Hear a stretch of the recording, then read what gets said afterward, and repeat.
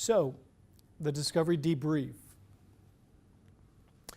And we will do a little exercise because I think that's probably just to get people sort of moving in a little energy here. What is the key performance issue for the participant? What's the key decision the participant has to make? How does the participant manage results and relationships? And I want each one of us to look at sort of our that workplace operations report, because it'll sort of be a nice way to just get us to work a little bit together. What tasks and activities did the participant naturally perform well? What areas does the participant struggle and causes stress? And I think the way that we can do this, and it's going to be a quick little exercise that we're going to go through, and it's just to get to know each other. And maybe each one of us can take the other person's report and just have a little discussion about their report. Do they agree with it? There's some questions in that workplace operations report that you can ask. And the purpose of this exercise isn't to become the expert, it's just to get you comfortable with sort of asking a question, a powerful question.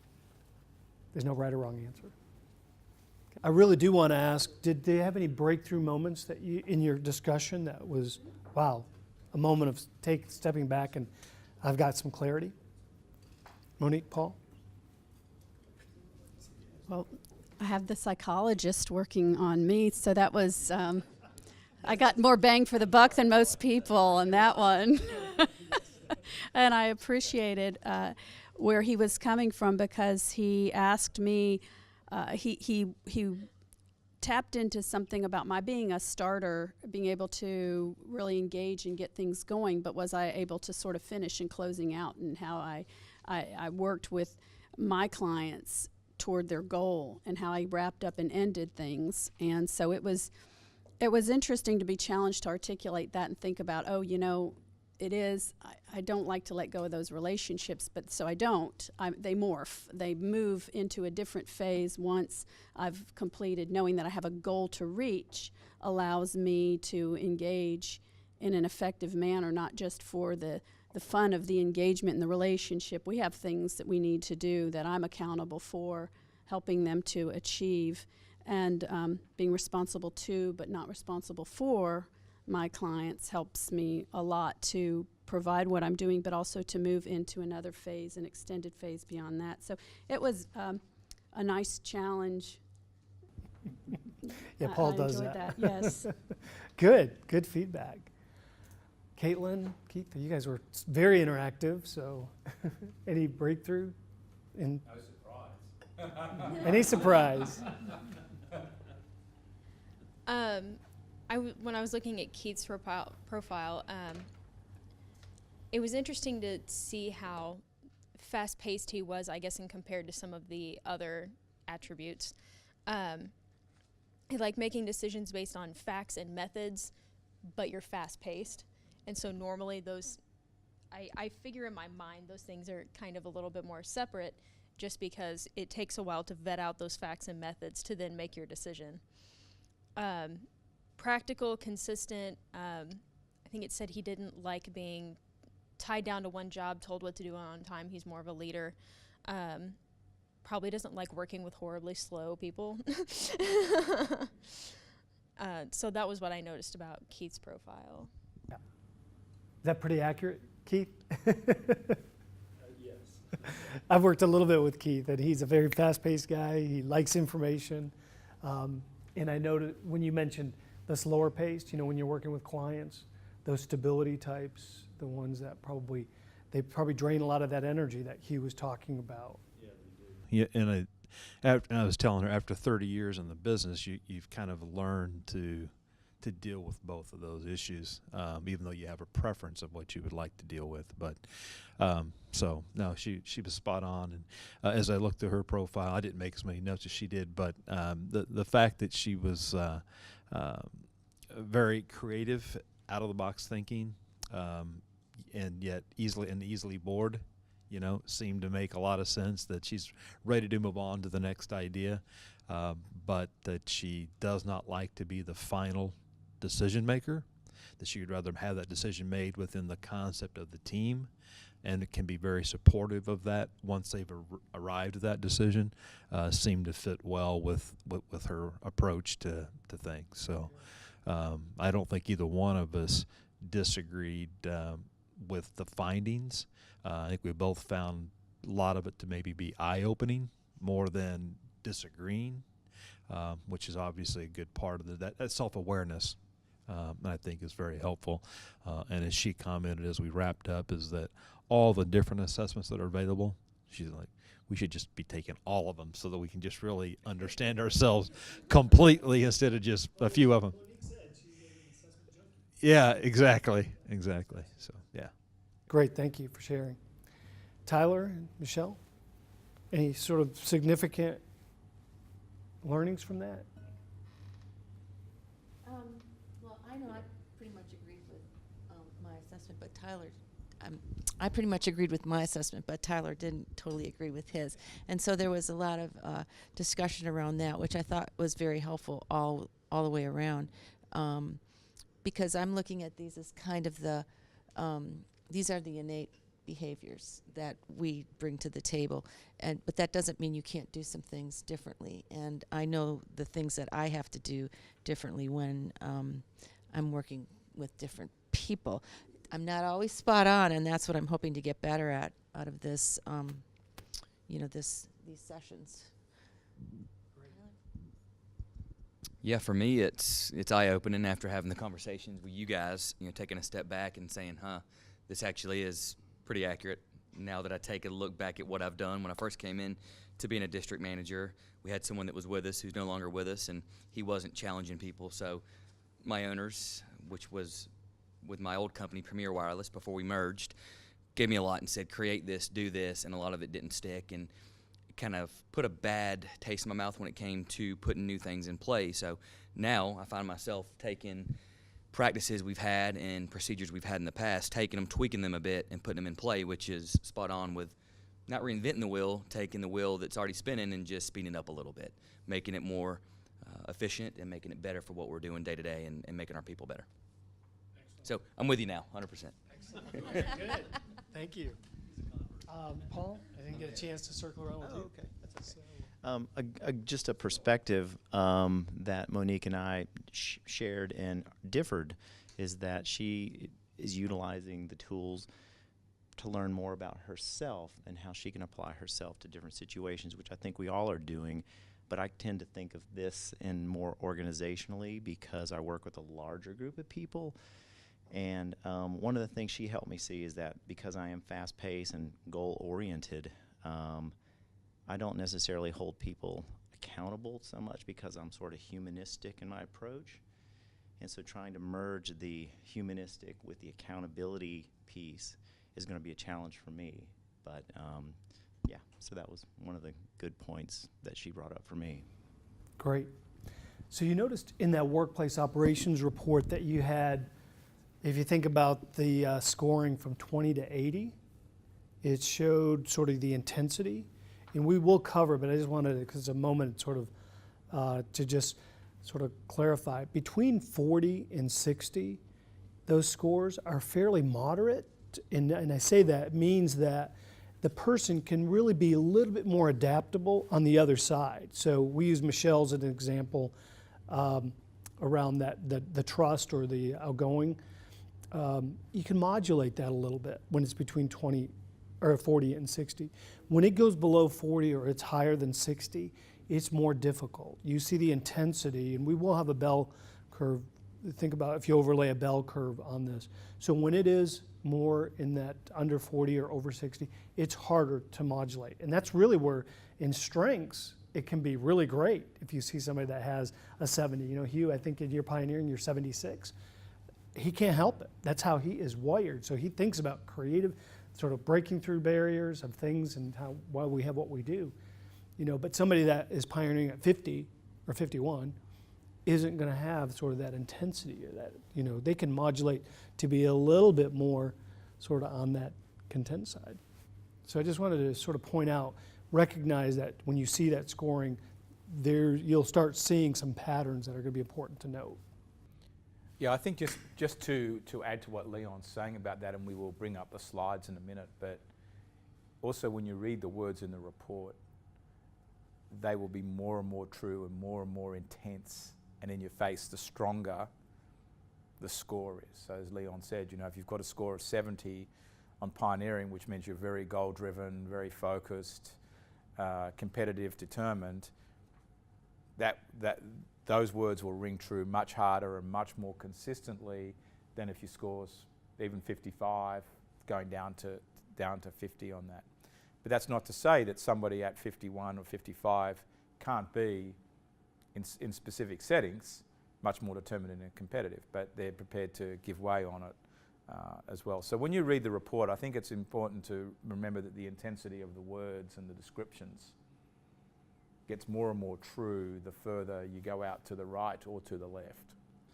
So in the Knowledge Center, which you will have access if you haven't already, is the personal performance plan. It's sort of a workbook that's intended in coaching to help an individual in their understanding themselves, the self-awareness, really the building that confidence and emotional engagement.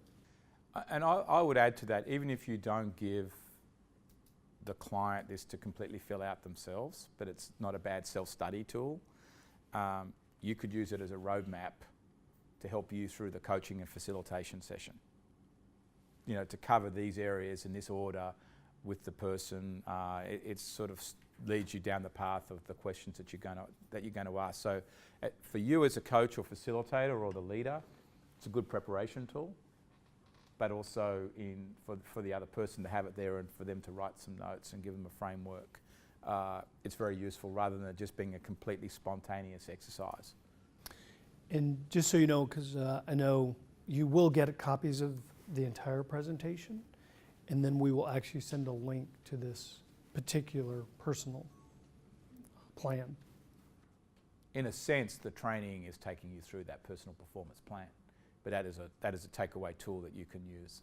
And one thing I would always suggest is show the spouse or somebody, significant other, because that will validate it. And I've seen it too many times. They'll always see your perfections. Yes, I agree. It is a perfection. For me, it's only perfection. That's right. That's right.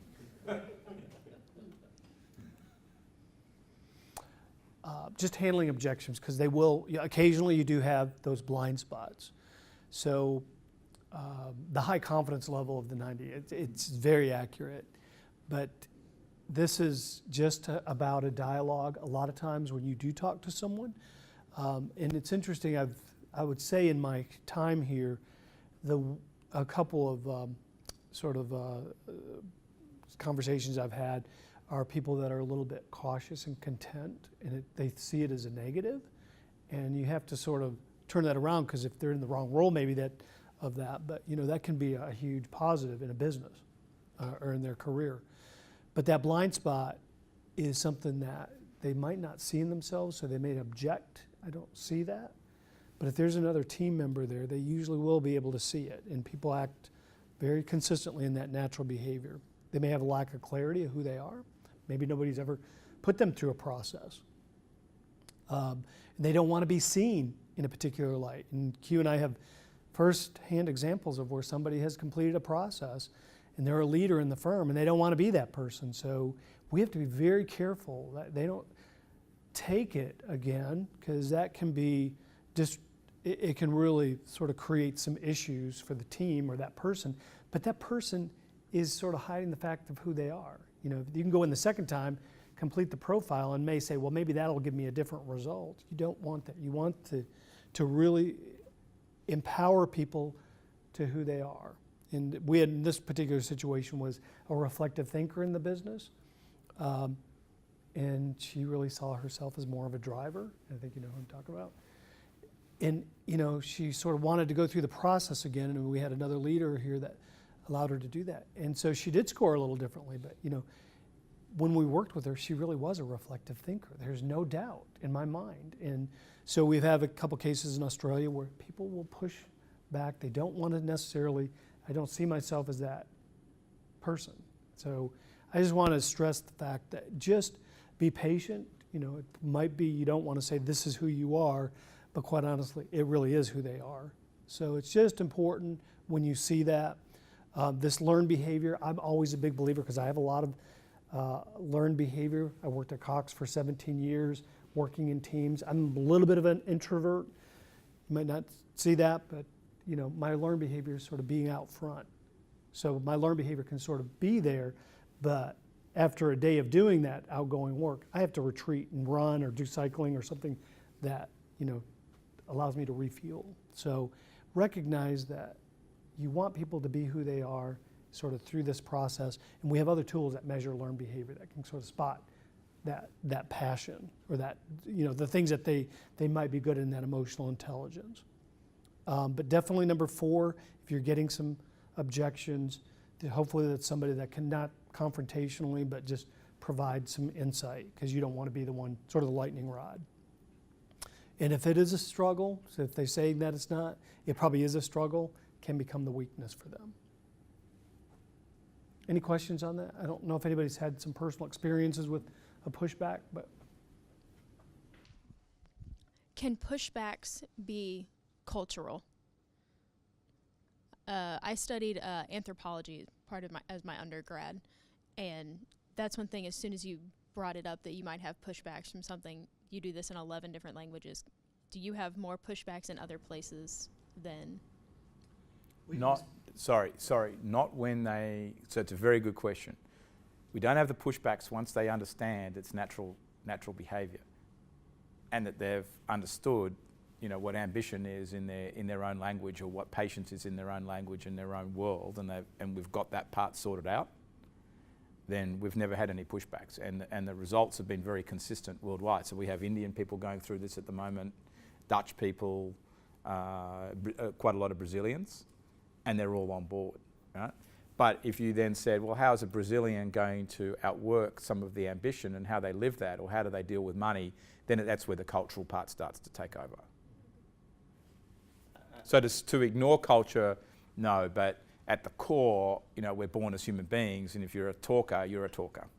Even you know, people say the Japanese are more introverted. I'm around EO world.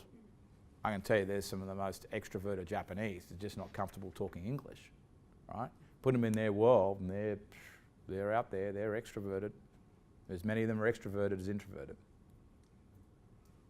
How they might operate in a business, because they've got a much more command and control structure, is different. So they might hold their mouth because they know if they speak up against the boss, that's the wrong thing to do, but that would be the cultural difference. But to say, do they not enjoy parties and all that sort of stuff? Absolutely they do, right? There's still a lot of sake drunk. Yeah, I had a question since you brought it up, Caitlin, thank you. And I had written this down earlier.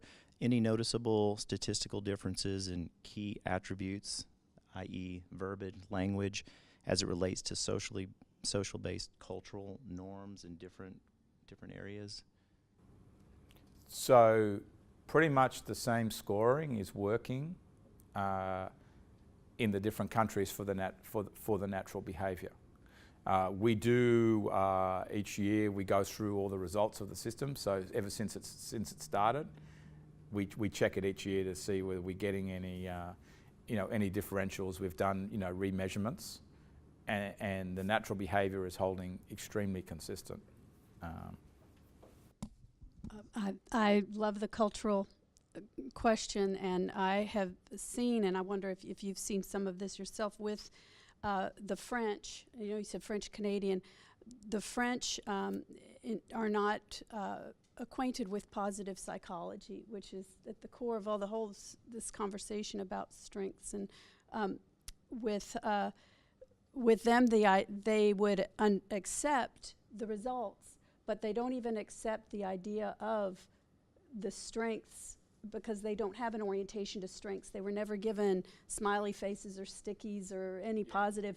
They were very competitive culture, and always very serious, and not looking for that humanistic side, that positive side. So it's a challenge. I feel the timing is right. They're starting to be receptive because they're seeing a little bit of a softening and looking at the way the American system is a little more balanced, our education and so forth, and that culturally being raised within a community where there was no positive feedback, it makes them very reluctant to enter into administering a strengths. Once you get them to do it, they're like, oh my gosh, yes, that's me.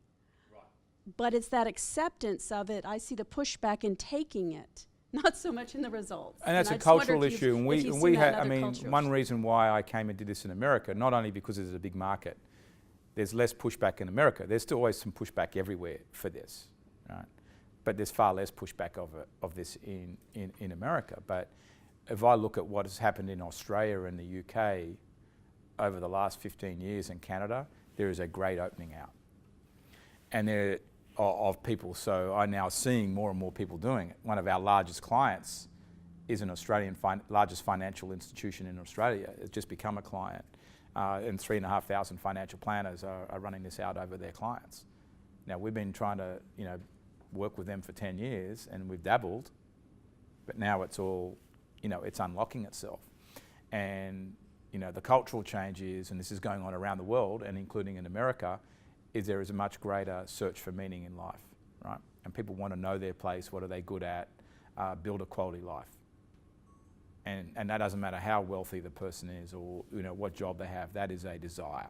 That is a human desire that is getting unlocked. But there are Western European countries that are still stuck in the old world. Even that, but there is a coming out. We're getting more inquiries out of Germany than we used to. So at some point this will go to those places. And that was one of the common things when I did go to Australia. They're not used to taking these types of assessments. And how do we break through that? So we spend a little bit of time educating on that. But you do see that.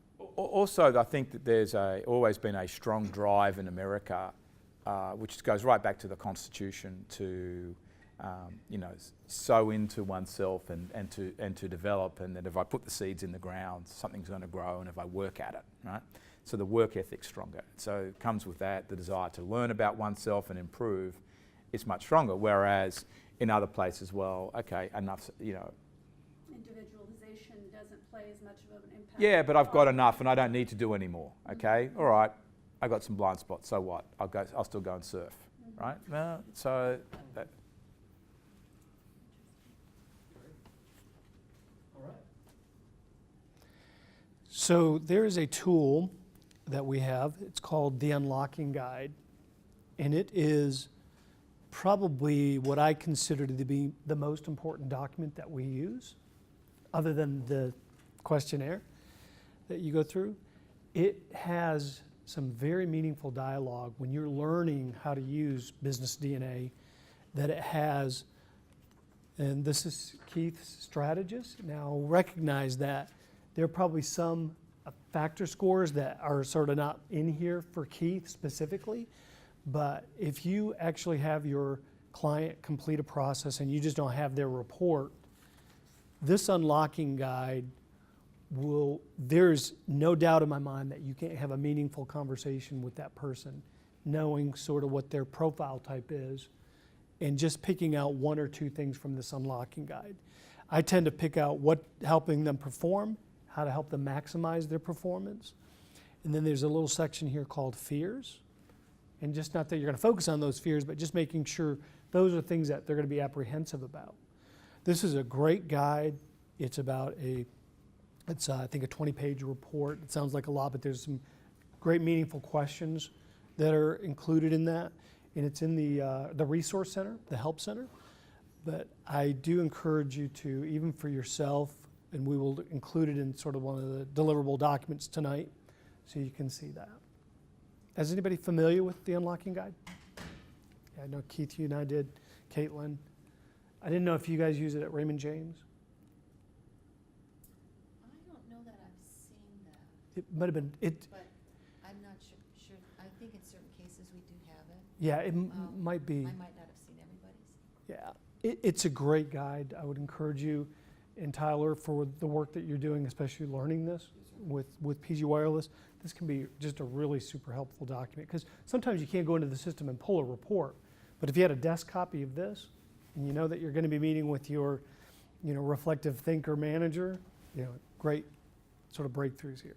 Yeah, Michelle, so this is generic for just the profile types. It's not Oh, it's specific. not to specific. somebody's Yeah, profile. Okay, it's that's what I was gonna it's ask. it's sort of it's very directional about what the strategist or what every profile type would need. Okay. So that's why it makes it so powerful, because directionally it's got a lot of great information. And this is pretty universal for strategists. They tend to be evolutionary, visionary, and structured. Well, we talked about that with Keith. He talked about that, being prepared, over-prepared. Do you agree with the unlocking guide, Keith, for you? I know it's not as specific as your report, but if you had to run a conversation with somebody, it's good directionally. Caitlin, you've had a little experience with it? Yeah. We had got it a few weeks ago. Correct. Josh and I both scanned through it. Okay, yeah. Quick reads.